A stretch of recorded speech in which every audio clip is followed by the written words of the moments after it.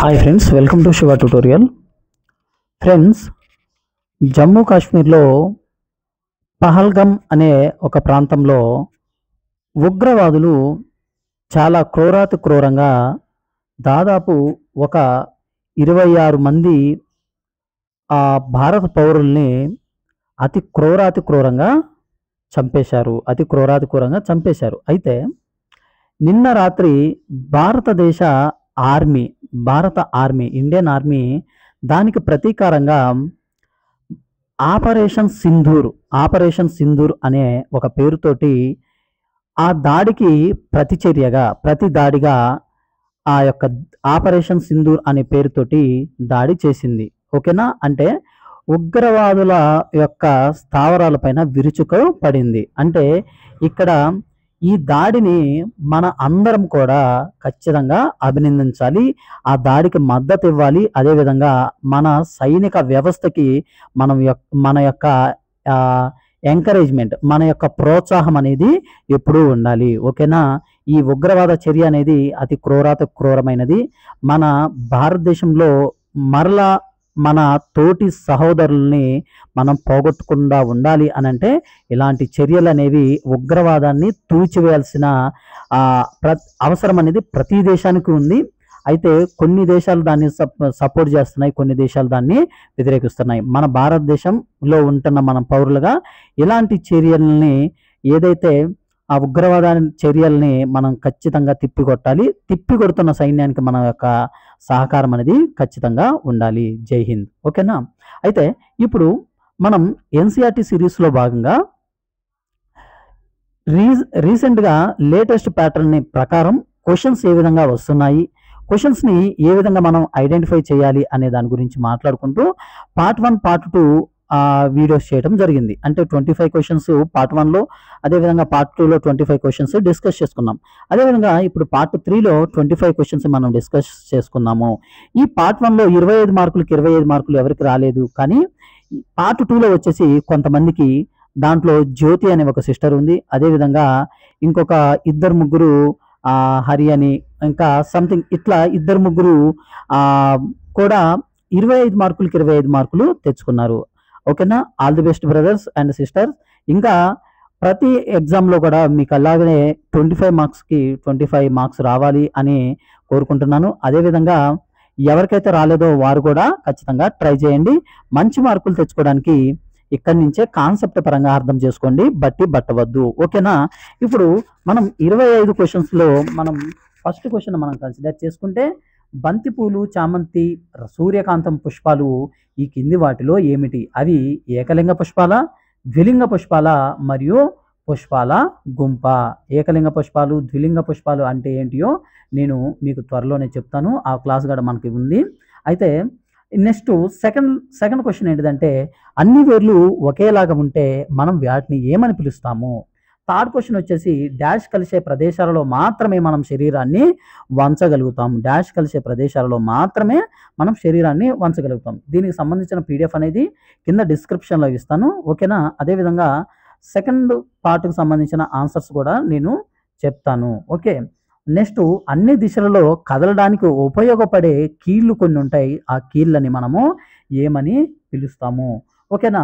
మన మెడను తలతో కలిపే కీళ్లను ఏమని అంటారు? ఓకేనా?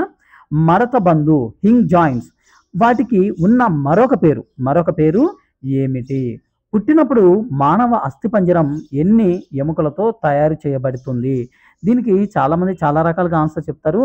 మనకి ఎన్సీఆర్టీ బుక్లో, నా బుక్లో ఎన్సీఆర్టీ బుక్ నుంచి ఇచ్చిన దాని ప్రకారం ఎన్ని అనేది కింద ఖచ్చితంగా మీరు కామెంట్ సెక్షన్లో కామెంట్ చేయండి. అదేవిధంగా వీపు మధ్యలో ఉండే పొడువాటి ఎముకను మనం వెన్నుముక అని అంటాం. అయితే ఈ వెన్నుముక దేనితో తయారు చేయబడుతుంది? అదేవిధంగా అవి ఎన్ని ఉంటాయి? ఓకే. 9th క్వశ్చన్ వచ్చేసి, ఎముకలు చాలా గట్టిగా ఉంటాయి. అయితే గట్టిగా లేని, వంచడానికి వీలయ్యే ఎముకలను మనం ఏమని అంటాము? ఓకేనా? ఏమని అంటాము? నెక్స్ట్ 10th క్వశ్చన్ మనం చూసుకుంటే,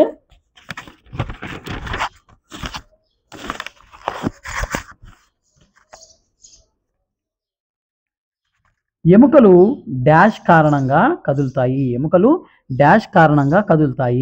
ఎముకలు కదలడానికి కింద ఆప్షన్ ఏ కండరాలు ఒకటైనా కదలాలి, కండరాలు జంటగా పనిచేయాలి లేదా కండరాల సహాయం అవసరం లేదు. ఓకేనా?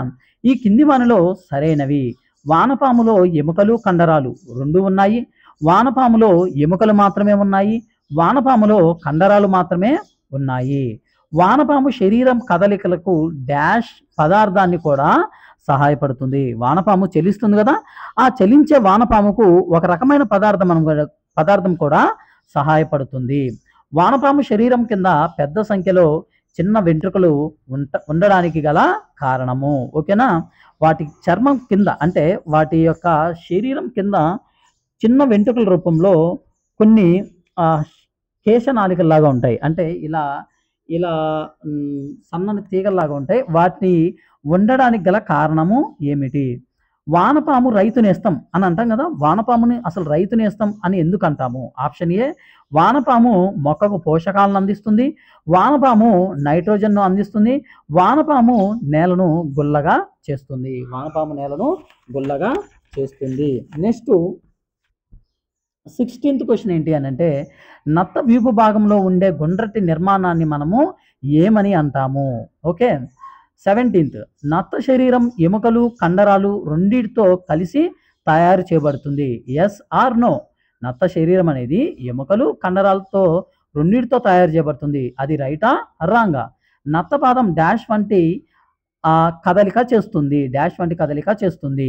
బొద్దికలో ఉండే అస్థిపంజర వ్యవస్థ బాహ్య అస్థిపంజర వ్యవస్థనా లేకపోతే అంతర అస్థిపంజర వ్యవస్థనా లేకపోతే రెండునా? ఓకేనా? ఆప్షన్ ఏంటిదో కరెక్ట్గా చూడండి. పక్షుల ఎముకలు బోలుగా తేలికగా ఉంటాయి. వీటిని మనము ఏమని అంటాము? చేపల చలనానికి ఉపయోగపడేవి. గేట్ ఆఫ్ యానిమల్స్ అనే బుక్ను రాసిన వారు father of the biology and father of the zoology అని ఎవరిని పిలుస్తారు? అంతర్జాతీయ యోగా దినోత్సవం ఎప్పుడు? యుక్త వయసులో మానవ అస్థిపంజరంలోని ఎముకల సంఖ్య. యుక్త వయసులో మానవ అస్థిపంజరంలోని ఎముకల సంఖ్య. ఈ 25 క్వశ్చన్స్కి 25 మార్కులు రావాలి అని అనుకుంటున్నాను. All the best friends. ఖచ్చితంగా మీకు ఎన్ని మార్క్స్ వచ్చాయో నాకు కింద కామెంట్ సెక్షన్లో చేయండి. నెక్స్ట్ వీడియోలో వారి నేమ్స్ కూడా అనౌన్స్ చేస్తాను. ఎంతమందికి 25 మార్కులకి 25 మార్కులు వచ్చాయో అనౌన్స్ కూడా చేస్తాను. కాబట్టి ఏదైనా మనం నేర్చుకునేటప్పుడు కాన్సెప్ట్ వైజ్గా నేర్చుకోవాలని నేను మొదటి నుంచి చెప్తున్నాను. అదేవిధంగా నేర్చుకోండి. సబ్జెక్ట్ అనేది ఎంత మన లోపలికి వెళ్తుంది అని అంటే మీరు కాన్సెప్ట్ అర్థం చేసుకున్న తర్వాత అది మర్చిపోవడానికి వీలు ఉండదు. కాబట్టి కాన్సెప్ట్ నేర్చుకోండి. ఓకేనా? బుక్స్ అనేది ఇంకా రాని వారికి పంపిస్తాను. కొంచెం వెయిట్ చేయండి. ఇప్పటికే చాలా లేట్ అయింది. మీ బాధ నాకు అర్థమవుతుంది. ఎందుకనంటే టైం అనేది తక్కువే ఉందని లేకపోతే చదవాలి అని చెప్పేసి అనుకుంటున్నారు. అది కేవలం ఒక స్మాల్ మిస్అండర్స్టాండింగ్. కాబట్టి అక్కడ మనకి ఇంకా బుక్స్ రాలేదు. ప్రెజెంట్ బుక్స్ కూడా మనకి రేపు కానీ ఎల్లుండి కానీ రావచ్చు. కాబట్టి దయచేసి సమన్వయం పాటించండి. ఎవరికైతే నాకు అమౌంట్ పంపారో వారికి నేను ఎంత తొందరగా వీలైతే అంత తొందరగా పంపిస్తాను. బుక్స్ అవైలబుల్గా ఉన్నప్పుడు నేను ఒక వీడియో కూడా చేస్తాను. దాన్ని బట్టి మీరు ఆర్డర్ పెట్టుకోండి. ఓకేనా? All the best friends. Okay.